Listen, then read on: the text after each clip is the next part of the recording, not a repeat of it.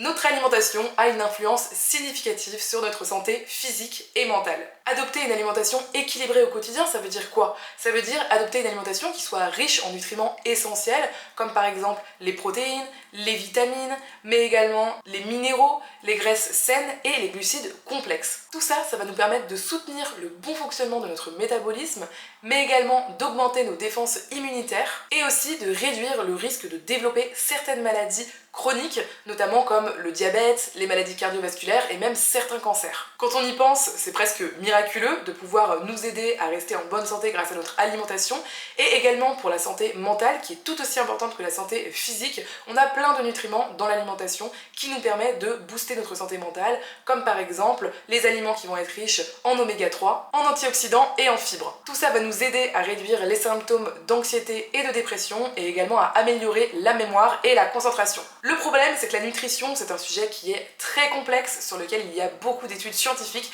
et c'est parfois compliqué de savoir concrètement quoi manger au quotidien pour pouvoir avoir les meilleurs nutriments possibles. Aujourd'hui, je vais vous présenter une liste non exhaustive de 7 aliments qui sont hyper intéressants à ajouter à votre alimentation quotidienne. Je vais vous expliquer le pourquoi du comment pour chaque aliment avec des sources scientifiques en barre de description.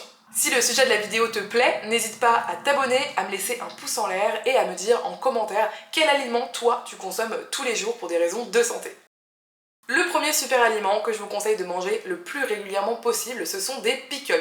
Alors je sais pas si vous connaissez les pickles, c'est des petits légumes en fait qu'on vient faire mariner dans une marinade à base de vinaigre et en général avec un petit peu d'eau et aussi des aromates comme des baies de laurier, des grains de poivre, du gingembre, ce genre de choses.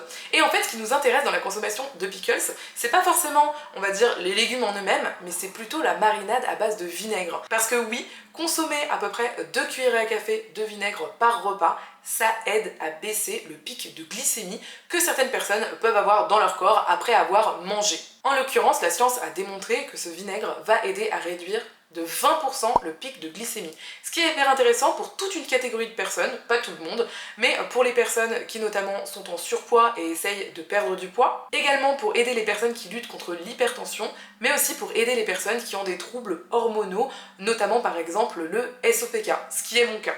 Une étude scientifique a même montré que sur 7 femmes atteintes de SOPK qu'on a observées, 4 d'entre elles avaient retrouvé des cycles hormonaux normaux après avoir consommé ces 2 cuillerées à café de vinaigre par repas. Je mets un gros disclaimer sur le sujet du vinaigre. Vraiment, n'allez pas consommer du vinaigre nature, consommez-le exclusivement sous forme de pickles ou bien par exemple sous forme de vinaigrette avec une petite salade en entrée. Parce que consommer du vinaigre pur comme ça peut vraiment vous brûler l'œsophage et c'est pas du tout conseillé. Mais depuis que j'ai appris ça, je peux vous dire que je vais faire des pickles plus souvent, notamment des pickles pourquoi pas de carottes ou bien de radis ou bien même de chou-fleur. J'adore ça, c'est absolument excellent. Dites-moi si des recettes de pickles pourraient vous intéresser sur ma chaîne. Pour le deuxième aliment, je vais commencer par dire qu'on sait que la consommation d'oléagineux, donc toutes sortes de noix, est excellente pour la santé. Elles sont riches en plein de nutriments, en protéines, en vitamines et aussi en acides gras insaturés, en oméga 3, etc. Mais parmi la catégorie déjà très saine des oléagineux, on a trouvé un oléagineux qui se démarquait totalement et qui était particulièrement excellent pour la santé. A votre avis, c'est quoi? Plutôt l'amande, la noix de cajou, les noisettes? Eh bien non, ce sont les noix, tout simplement comme les noix de Grenoble par exemple, qui sont absolument excellentes pour la santé. Il a notamment été étudié scientifiquement que ne pas consommer des noix au moins une fois par semaine pouvait doubler le risque de mourir d'une maladie cardiaque. Alors on pourrait se demander pourquoi les noix particulièrement? Eh bien les noix possèdent un nutriment qui permet à nos artères de se détendre correctement. Ce que j'adore en plus avec les noix, c'est qu'on n'a pas besoin d'en consommer quotidiennement pour bénéficier de ces incroyables valeurs ajoutées en fait. On peut en consommer simplement une poignée, une fois par semaine, et déjà vous êtes sûr de mettre toutes les chances de votre côté pour la meilleure santé cardiaque possible. Alors évidemment, on pourrait aussi parler du fait que les noix sont riches en oméga 3, qu'elles sont excellentes pour la santé du cerveau, mais vraiment je trouvais que cette information sur les maladies cardiaques était particulièrement marquante. Le troisième aliment, je pense que vous êtes beaucoup à en consommer quasi quotidiennement, mais peut-être pas de la bonne façon. On parle des tomates. Pas les tomates crues, non, les tomates cuites. et vous allez voir, il faut qu'elle soit mélangée à un corps gras pour être encore plus saine. Alors on le sait, hein, il y a peu de légumes qui sont vraiment significativement meilleurs pour la santé lorsque consommés cuits par rapport à consommer cru. Mais la tomate fait partie de ces peu de légumes, ou de fruits si on peut dire ça comme ça, qui rentrent dans cette catégorie. D'ailleurs avec la carotte au passage. En fait, ce qui est particulièrement sain dans la tomate, c'est aussi ce qui lui donne sa couleur caractéristique, qu'elle soit orange, jaune ou rouge, et c'est un nutriment qu'on appelle le lycopène. Et le lycopène, c'est un puissant antioxydant. Si vous consommez des tomates cuites sur une base quasi quotidienne, vous allez vraiment mettre toutes les chances de votre côté pour lutter contre la dépression, également contre les maladies cardiovasculaires, mais aussi contre certains cancers, oui, notamment celui de la prostate. Mais attention, le mieux est de consommer cette base de tomates cuites avec de l'huile. D'ailleurs, c'est très intéressant parce que quand on y réfléchit, quand on pense à l'alimentation qu'on appelle un petit peu le régime méditerranéen, eh bien, il y a énormément d'huile d'olive, de tomates cuites, de sauce tomate, etc. Et ça, c'est excellent pour la santé. Pourquoi? Tout simplement parce que le lycopène, eh bien, il est mieux absorbé par le corps lorsqu'il est consommé en synergie avec un corps gras. On a également les tomates jaunes qui ont, elles, eh bien, un pigment jaune tout simplement, et ce dernier va aider à réduire l'apparition de caillots sanguins. Et pour autant, ça va pas trop liquéfier le sang, donc c'est hyper intéressant pour les personnes qui sont sujettes à ce genre de problème de caillots sanguins. En résumé, même si vous mangez des pâtes à la sauce tomate maison, vous allez déjà vous faire du bien grâce au lycopène. Le quatrième aliment dont je vais vous parler, ce n'est pas un aliment seul, c'est en fait toute une catégorie d'aliments, j'ai nommé les fruits rouges. Que ce soit des framboises, des mûres, des myrtilles, des bleuets, des fraises, tous ces fruits rouges sont absolument excellents pour la santé, pour une seule et bonne raison, leur concentration particulièrement élevée de flavanol. Ce flavanol, il est absolument miraculeux puisque la science a prouvé qu'il pourrait aider à réduire la glycémie, la tension artérielle, mais aussi le cholestérol, ça améliore la santé cardiaque. Et en plus de ça, on a même étudié sur les personnes âgées qui commençaient à avoir finalement une mentalité vieillissante, on va dire. Si elles consommaient une poignée de fruits rouges tous les jours, elles gagnaient 2 ans d'âge mental. Ce qui est génial, c'est qu'on a pu étudier que ces effets sont également valables sur les fruits rouges surgelés, donc ne vous privez pas d'en consommer, mais également sur les fruits rouges lyophilisés. Moi récemment, j'ai acheté des fraises lyophilisées et je les mets dans mon bol de céréales tous les matins et franchement c'est absolument excellent. Et j'étais trop contente du coup d'apprendre qu'en consommant ces fraises lyophilisées dans mes céréales, eh bien j'aidais ma santé au quotidien. Par contre, il faut savoir que ces avantages nutritionnels s'atténue lorsqu'on consomme les fruits rouges cuits, donc par exemple en compote ou en confiture, mais aussi si vous consommez les fruits rouges avec de la banane, parce que la banane contient un nutriment qui va un petit peu bloquer une partie des flavanols que vous pouvez absorber, et aussi si vous consommez vos fruits rouges avec des produits laitiers, arrêtez tout de suite, c'est une mauvaise habitude puisque le gras contenu dans ces produits laitiers empêche également une partie de l'absorption des flavanols, ce qui est vraiment dommage puisque les fruits rouges ça reste quand même un aliment qui est relativement coûteux, donc pourquoi finalement se priver de l'entièreté de leurs nutriments. Le cinquième aliment dont on va parler aujourd'hui, je crois qu'il y avait beaucoup d'enfants qui n'aimaient pas du tout lorsque ce légume était servi en salade à la cantine, j'ai nommé la betterave. Alors c'est assez incroyable, la betterave franchement c'est un super aliment dont on parle beaucoup trop peu. En fait on a mené une étude sur des nageurs qui donc travaillaient leur capacité à maintenir leur souffle sous l'eau, donc à faire de l'apnée en fait tout simplement. On a donné à ces nageurs et nageuses un petit verre de jus frais de betterave. Tout de suite après l'avoir consommé, ils et elles ont réussi à maintenir leur souffle sous l'eau de 30 secondes supplémentaires. Je sais pas si vous vous rendez compte, c'est absolument incroyable. On avait déjà essayé de donner à ces nageurs et nageuses différents compléments alimentaires, même des médicaments qui auraient pu donner le même effet, mais jamais on a réussi à trouver autre chose qui fasse un effet aussi fulgurant que la betterave, notamment consommée sous forme crue, donc par exemple là en jus. Ce qui est génial aussi, c'est qu'on s'est rendu compte que cet avantage lié à la betterave tenait pendant toute la journée à la suite de la consommation de ce petit verre de jus, et que la consommation de cette betterave avait aidé à réduire de 10 points la tension artérielle systolique de ces personnes. Je trouve ça absolument incroyable, j'ai l'impression que la betterave aide en fait un petit peu à oxygéner le sang, et franchement récemment j'ai commencé à utiliser un extracteur de jus qui extrait à froid les jus de fruits et légumes crus. Franchement, je vais intégrer carrément beaucoup plus de betterave dans mes jus du matin, déjà parce que c'est absolument excellent, mais en plus parce que je me suis rendu compte que c'était hyper bon pour la santé. Ah oui, et si vous vous posez la question, l'élément dans la betterave qui permet ça, ce sont les nitrates naturels que votre corps peut transformer en oxyde nitrique tout seul.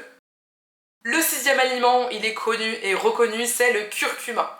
Mais si vous connaissez cet aliment, vous ne connaissez peut-être pas comment il faut le consommer pour bénéficier au maximum de la curcumine que cet aliment contient. Alors souvent on consomme du curcuma en poudre. Il faut savoir qu'on peut aussi consommer du curcuma frais. Dans ces cas-là, la curcumine est beaucoup mieux absorbée par le corps directement sans avoir besoin de petits boosters. Mais si vous consommez au quotidien plutôt du curcuma, d'ailleurs il y en a dans le curry, donc si vous mettez du curry dans vos plats, vous mangez déjà du curcuma au quotidien, eh bien il faut ajouter notamment une petite quantité de poivre, puisque la pipérine qui est contenue dans le poivre noir va augmenter la biodisponibilité du curcuma. Si le poivre noir aide à augmenter la biodisponibilité de la curcumine, il y a également les acides gras qui aident à l'augmenter.